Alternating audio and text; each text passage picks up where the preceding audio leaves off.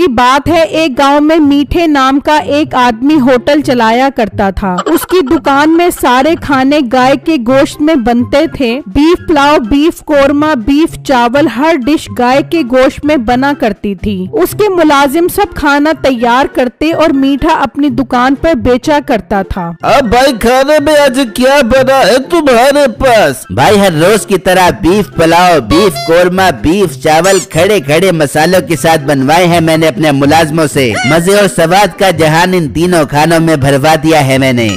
मैं तो रोज खाना खाता हूँ, तुम्हारा खाना अपनी तारीफ खुद करता है, मजे से भरपूर होता है। बहुत शुक्रिया जनाब तारीफ करने के लिए। आप लोगों की तारीफ ही मुझे हौसला देती है, तभी तो दिन ब दिन खानों में स्वाद बढ़ता जा रहा है। ठीक है, 2 प्लेट बीफ कोरमा और 2 प्लेट चावल पैक कर दो। ठीक है जनाब, अभी पैक करवाता हूँ। और छोटे साहब को 2 प्लेट बीफ कोरमा और 2 प्लेट बीफ चावल पैक कर दे। ठीक है साहब जी, मैं अभी पैक करके देता हूँ। मीठे का काम बहुत अच्छा चल रहा था। मीठा घर पर अपनी बीवी नसीबों के साथ रहता था और आजकल नसीबों की माँ उसके घर आई हुई थी। अरे नसीबो, तेरा शोहर होटल पर जो खाना बनाता है वो घर भी लेके आता है कि नहीं? हाँ अम्मी जान, वो रोज शाम में खाना घर लेके आता है। बीफ कोरमा, बीफ चावल मैं तो रोज शाम में मजे लेके खाती हूँ। बीफ कोरमा और बीफ चावलों का नाम सुनकर तो मेरे मुँह में पानी आ रहा है। आज तो मैं खूब खाऊंगी। हाँ अम्मी जान, शाम में वो लेकर आ जाबे, फिर मैं आपको बीफ कोरमा और बीफ चावल खिलवा दूंगी।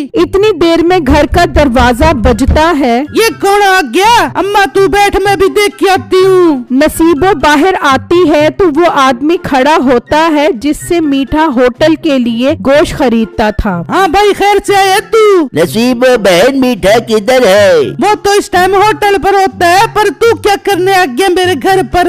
होटल पर जाकर पैसों की बात करना मुझे ठीक नहीं लग रहा था, इसलिए मैं घर पर ही आया हूँ। वो मीठे ने 2 हफ्तों से गोश्त के पैसे नहीं दिए। उसका खाता अब काफी बढ़ गया है। जब आए तो उसे मेरी दुकान पर भेज देना। हाँ ठीक है, जब मीठा आएगा तो मैं उसे तेरी दुकान पे भेज दे दूंगी। फिर वो आदमी वहाँ से चला जाता है और दोनों माँ बेटी इंतजार करने बैठ जाती हैं और वो गोश्त वाला अपनी दुकान पर आ जाता है। ओ छोटे, अगर अब मीठा उधार गोश्त लेने आए तो उसे एक बोटी भी नहीं देनी। ठीक है मालिक, मैं ऐसा ही करूँगा, परेशान मत हो। फिर जब शाम होती है तो मीठा अपने घर आता है। अरे मीठे, ये क्या खाली हाथ क्यों आ गया? बीफ कोरमा और बीफ चावल का पर है। अरे नसीबो, आज तो ग्राहकों का रश ही बहुत रहा है मेरी दुकान पर। एक के बाद एक ग्राहक सारे का सारा खाना ही चट कर गए। सुन ले नसीबो, सारा खाना लोगों को खिला दिया, तेरी माँ के लिए कुछ भी नहीं लेकर आया। तो ग्राहकों को वापस मोड़ देता कि मेरी सास आई हुई है, उसके लिए खाना लेकर जाना है। अरे अम्मी, आप परेशान मत हो, घर पर गोश्त पड़ा है, मैं जाकर आपको बीफ कोरमा बना देती हूँ। अच्छा मीठे, एक बात सुन, गोश्त वाला आया था, कह रहा था कि जब मीठा आवे तो उसे मेरी दुकान पे भेज दे बियो।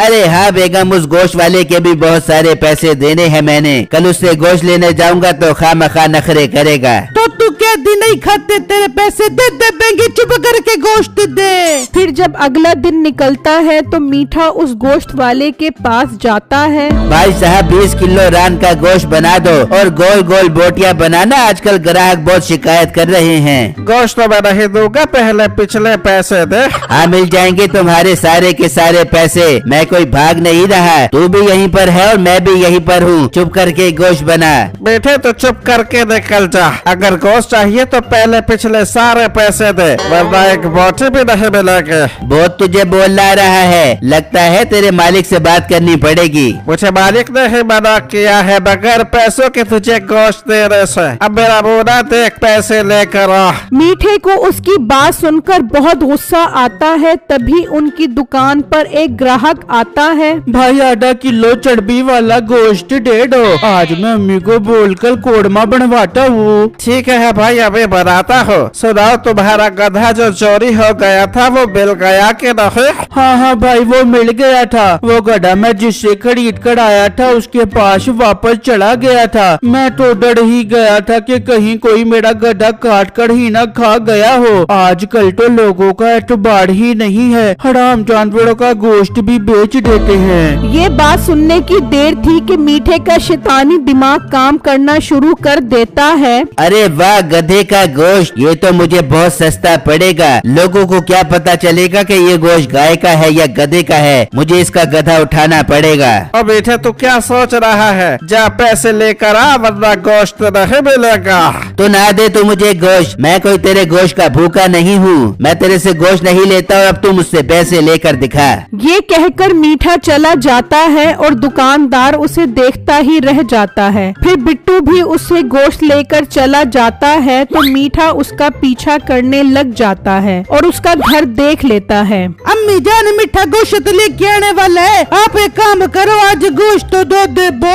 अरे नसीबा, मेरे हाथ में बहुत दर्द हो रही है, तू धोली बर्तन, मैं अपने घर जा रही हूँ भाई, मुझे बहुत सारे काम करने हैं। फिर नसीबों की माँ चली जाती है और तभी मीठा भी आ जाता है। ये तेरी माँ कहाँ जा रही है? अम्मी जान को गोश्त धोने का बोला था, उन्हें काम याद आ गया। तू छोड़ मीठे, ये बता गोश्त कहाँ पर है? अरे नसीबो, उसने गोश्त नहीं दिया, कहता है पहले पैसे लेकर आओ फिर गोश्त मिलेगा। हाय मीठे, अब हम क्या कर बेबेंगे? अरे नसीबो, मैंने इसका बहुत अच्छा हल निकाला है, तू सुनेगी तो खुशी से पागल हो जाएगी। फिर मीठा उसको सारी बात बताता है तो नसीबो सुनकर खुश हो जाती है। मीठे गधे का गोश्त तो मुफ्त में पड़ बेबेगा और प्रॉफिट खूब बढ़ बेबेगा और एक गधा 3 दिन चले बेबेगा। हाँ, रात होने दे, फिर मैं वो गधा लेकर आऊंगा, फिर घर पर इसका गोश्त बनाएंगे। वहाँ मीठे के होटल के सारे ग्राहक इंतजार कर रहे होते हैं। ये क्या तुम्हारे मालिक ने आज होटल नहीं खोला, हमने तो बीफ कोरमा खाना था।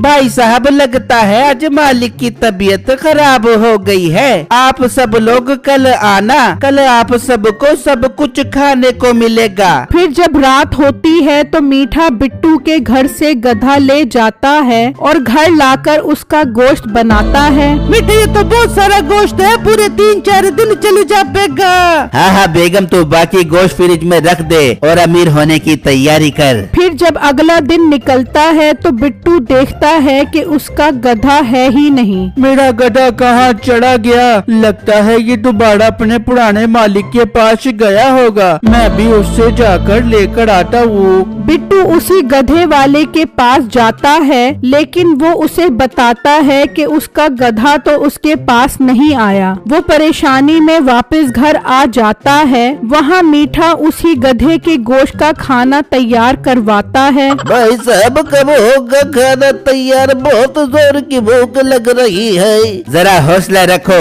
आप सब लोगों को कोरमा और चावल मिलेंगे।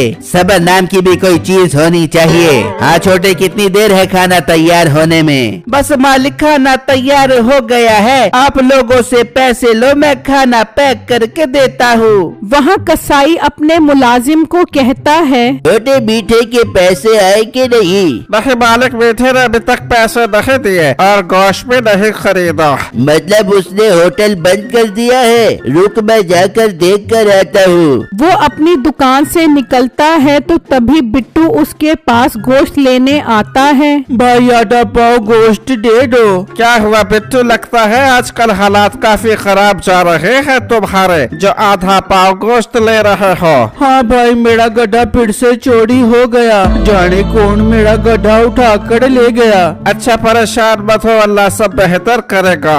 वहाँ वो कसाई जब मीठे की दुकान पर पहुँचता है तो रश देखकर हैरान रह जाता है। ये क्या माजरा है? हमसे ये गोश्त नहीं ले रहा और गांव में कोई और दुकान नहीं है, तो फिर ये गोश्त कहाँ से लेकर आ रहा है?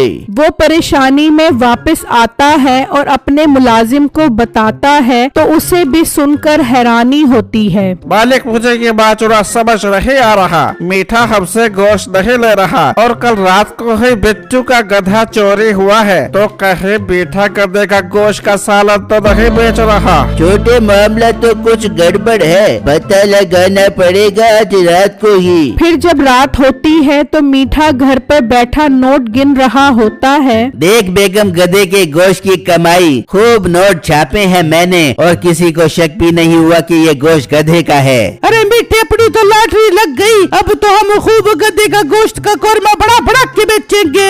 अच्छा तो गधे के गोश्त का कोरमा बेचेगा तू? तुम दोनों को तो मैं अभी पुलिस के हवाले करता हूँ। मीठे तुम्हें शर्म आनी चाहिए, हराम जानवरों का गोश्त लोगों को खिलाते हो। इसकी यही सजा है कि इसे आज ही पुलिस के हवाले कर दिया जाए। फिर वो मीठे और नसीबों को पुलिस के हवाले कर देते हैं। बेटो कल से तुम मीठे का होटल संभालोगे। पर भाई मेरे पास तो पैसे नहीं है गोश्त खरीदने के लिए। गोश्त तुम्हें मैं दूंगा, तुम खाना बनवा कर बेचना और मुझे मेरे गोश्त के पैसे देते रहना। ठीक है भाई, आपका बहुत बहुत शुक्रिया। फिर अगले ही दिन से बिट्टू वो होटल संभाल लेता है।